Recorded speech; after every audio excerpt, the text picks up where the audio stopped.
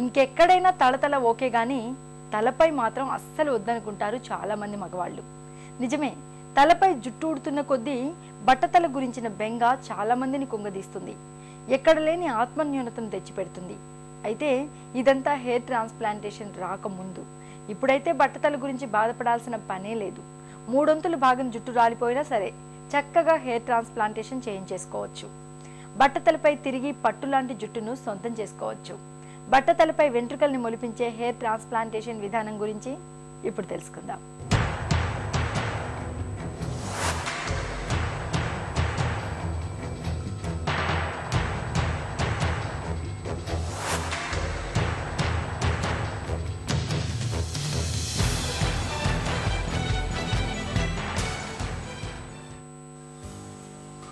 బట్టతల వచ్చిన వారిని గమనిస్తే చాలా మందిలో తల మధ్యలో నడినెత్తిన వెంట్రుకలు పూర్తిగా రాలిపోయి ఉంటాయి.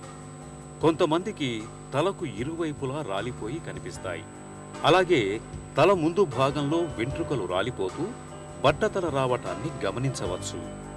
బట్టతల రావటానికి జన్యుపరమైన అంశాలతో పాటు గజిబిజి జీవనశైలి, గాడి తప్పిన ఆహారపు అలవాట్లు, అంతులేని ఒత్తిళ్లు, ఆందోళనలు ఇవన్నీ కారణాలే. ఒకప్పుడైతే ఇలా బట్టతల వచ్చిన తరువాత విగ్గు పెట్టుకోవటం మినహా చేయటానికి ఏమీ ఉండేది కాదు. అయితే హెయిర్ ట్రాన్స్ప్లాంటేషన్ రాకతో ఇప్పుడు ఆ పరిస్థితి లేదు. బట్టతలపై చక్కగా తిరిగి జుట్టును మొలిపించవచ్చు. బేసిక్గా హెయిర్ ట్రాన్స్ప్లాంటేషన్లో ప్రిన్సిపల్ ఏంటంటే బ్యాక్ సైడ్ హెయిర్ని తీసి ఫ్రంట్కి పెడతామని హెయిర్ ట్రాన్స్ప్లాంటేషన్. ఒక చోట నుంచి మన ఓన్ హెయిరే ఒక చోట నుంచి తీసి ఇంకో చోట పెడితే దట్ ఈస్ హెయిర్ ట్రాన్స్ప్లాంటేషన్ అండి. బేసిక్లీ దేర్ ఆర్ 3 స్టెప్స్ అండి హెయిర్ ట్రాన్స్ప్లాంటేషన్లో. ఒకటి ఏంటంటే వెనకాల నుంచి ప్రొక్యూర్ చేయటం, అంటే డోనర్ ఏరియా అంట అనమాట, ఇక్కడ నుంచి తీయటం. ఎందుకంటే మీరు ఎంతమంది చూసినా కానీ బాల్నెస్ అనేది పైనే వస్తుంది అనమాట, ఈ వెనక పక్కన రాదు ఎవరికి, ఆర్ సైడ్స్ కూడా రాదు. So that is because of the genetical influence అనమాట. Testosterone along with genetical influence వల్ల ఆ వెనకాల బాల్నెస్ రాదు. సో అదే క్యారెక్టర్స్ మనకి హెయిర్ ట్రాన్స్ప్లాంటేషన్లో బ్యాక్ సైడ్ నుంచి ఇక్కడ పెడతాం వల్ల అదే మన జీవితాంతం మనకి హెయిర్ గ్రోత్ అవుతూ ఉంటుంది.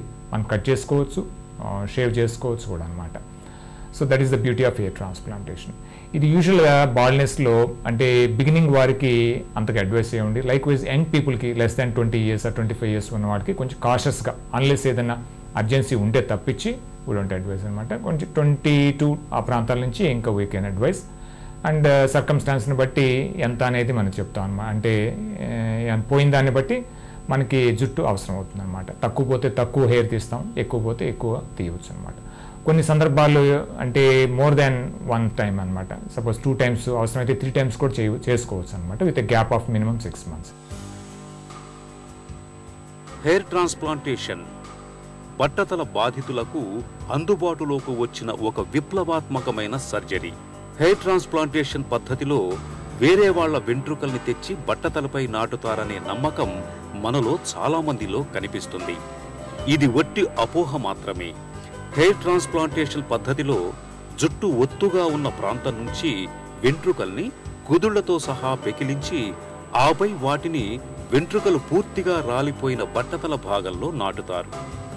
ఒక సిట్టింగ్లో సాధారణంగా 800 నుంచి 1000 ఫాలిక్యులార్ యూనిట్స్ తీసి బట్టతలపై నాటుతారు. ఒక్కో సిట్టింగుకు 8 నుంచి 10 గంటలు పడుతుంది. ఈ చేసే పద్ధతుల్లో అంటే తీయటం అనేది ఇందాక స్టెప్స్లో ఒకటి అన్నాను కదా, బేసిక్ వెనకాల నుంచి తీయటం, రెండోదేమో ప్రిపరేషను, మూడోది ఇన్సర్షన్ అనమాట, ఇంప్లాంటేషన్. ఈ తీసే పద్ధతుల్లో కూడా వేరియస్ చాలా అంటే బాగా అడ్వాన్స్మెంట్లు వచ్చినాయండి. దీంట్లో ఏంటంటే స్ట్రిప్ మెథడ్ అనేది ఒకటిను, ఎక్స్ట్రాక్షన్ మెథడ్ అనేది వచ్చేది అనమాట. ఈ స్ట్రిప్ మెథడ్లో స్టాండర్డ్గా ఏంటంటే నైఫ్తో కట్ చేసి ఒక ఫింగర్ విడ్త్ తీస్తాం అనమాట, సూచెస్ వేస్తాం, దాంట్లో ఒక చిన్న స్కార్ అవుట్ ఉంటుంది. వెరాజ్ ఈ ఎక్స్ట్రాక్షన్లో సిగ్నిఫికెంట్ ఇంప్రూవ్మెంట్స్ వచ్చినాయి అనమాట. దీన్నే కాల్ ఫాలిక్యులర్ యూనిట్ ఎక్స్ట్రాక్షన్స్ అంటాం. ఈ అంటే ఒక్కొక్క యూనిట్ నార్మల్గా ఎవరికైనా తల మీద చూస్తే ఎంట్రుకలు ఏంటంటే సుమారుగా 1,00,000 హెయిర్లు ఉంటాయి అనమాట ఎవరికైనా. ఈ 1,00,000 హెయిర్లు ఒక్కొక్కటి విడిగా రాదండి. కొన్ని ఒకటి వస్తాయి, కొన్ని గ్రూప్గా 2 కింద బంచ్ వస్తాయి, కొన్ని ఏమో 3 అంతకంటే ఎక్కువగా కూడా బంచుల కింద వస్తాయి అనమాట. ఈ వచ్చిన దాన్ని ఒక్కొక్క దాన్ని ఒక్కొక్క ఫాలిక్యులర్ యూనిట్ అంటాం. ఇలాంటి ఫాలిక్యులర్ యూనిట్ని తీయటమే ఫాలిక్యులర్ యూనిట్ ఎక్స్ట్రాక్షన్ అంటాం అనమాట. ఈ స్ట్రిప్లో ఏంటంటే మనం మొత్తం అంతా స్కిన్ అలాంగ్ విత్ హెయిర్ తీసి కుట్టేస్తాం. వేరే ఎక్స్ట్రాక్షన్లో ఏంటంటే ఒక్కొక్క హెయిర్ బేరింగ్ ఆ యూనిట్ని తీయటం వల్ల కొంచెం టైం కన్స్యూమింగ్ అనమాట. హెయిర్ ట్రాన్స్ప్లాంటేషన్ పద్ధతిలో బట్టతలపై వెంట్రుకలు నాటిన తర్వాత అవి చూడటానికి అందరిలాగా సహజంగా ఉంటాయా అనే సందేహం చాలా మందిని వేధిస్తుంటుంది. ఇక్కడో విషయాన్ని మనం గుర్తుంచుకోవాలి. బట్టతలపై కృత్రిమంగా వెంట్రుకల్ని నాటుతున్నాం కాబట్టి కొంతమేరకు కృత్రిమత్వం అనేది ఖచ్చితంగా కనిపిస్తుంది. అయితే దగ్గర నుంచి చూస్తే తప్ప బట్టతలపై వెంట్రుకలు నాటించుకున్న విషయాన్ని మనలో చాలా మంది పసిగట్టలేరు. Further advancement, this was just a few months back or even less than a year old అండి. The latest I can say in the hair transplantation with the robotics అన్నమాట. ఈ మెయిన్గా రోబోటిక్స్ ఎక్కడ ఉపయోగపడుతుంది ఏంటంటే ఈ వేర్ ప్రిసిషన్ బాగా కావాల్సిన చోట, అలాగే రిపీటెడ్ మాన్యువల్ వర్క్ కావాల్సిన చోట ఈ రోబోటిక్స్ చాలా ఉపయోగపడతాయండి.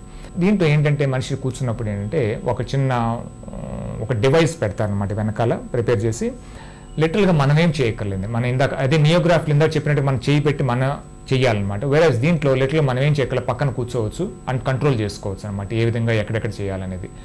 అది వన్స్ ఫోకస్ చేస్తే దాంట్లో ఉండే cameras, multiple cameras and focal lens ఇవన్నీ చూసుకుని ఏ గ్రాఫ్ట్ ఏ డైరెక్షన్లో ఉంది, ఎంత దూరంలో వెళ్ళాలి, నెక్స్ట్ గ్రాఫ్ట్ ఎక్కడికి వెళ్ళాలి అన్ని క్యాలిక్యులేట్ చేసుకుంటుంది అనమాట. That is the beauty of this machine. ఇంకా నెక్స్ట్ లెవెల్లో ఏంటంటే మైక్రోస్కోప్స్ అనమాట.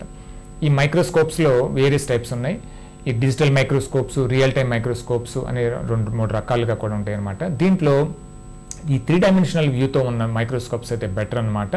ఈ మ్యాంథీస్ అని ఇలా రకరకాలుగా ఉన్నాయి. That is latest I can say and better microscopes. దీనివల్ల ఏంటంటే మన గ్రాఫ్స్ చక్కగా బాగా కనపడి అన్ని కోణాల్లోనూ మనకు కనపడి మనం డ్యామేజ్ చేయకుండా ఆ పక్క చెత్త తీసేస్తాం అనమాట. చెత్త తీసి కావాల్సిన మెటీరియల్ని మనం తీసి పక్కన పెట్టుకుంటాం అనమాట.